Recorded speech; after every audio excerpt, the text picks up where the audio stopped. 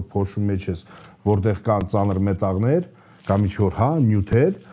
ու հետո դա հայտնաբերում ես այդ նույն միջավայրում ապրող մարդու մեջ, այսինքն բարձր պարունակությունը դա արդեն ուղիղ կապն է, այսինքն տվյալ միջավայրի եւ մարդու հետ կապված,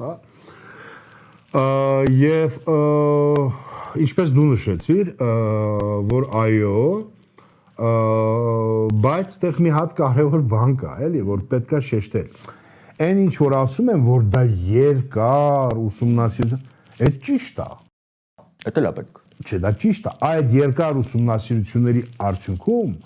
ստեղծվում է հենց ռիսկերի գնահատման կարճ մեթոդոլոգիա։ Այսինքն ինքը դրա այդ ամբողջ կոմպլեքսի ճյուղավորումներից մեկն է։ Այդ պետքա մենք ուշադրություն դարձնենք, բայց այդ նարատիվը եւս, որ երկար, այսինքն դա խնդիրը մոռացության տալու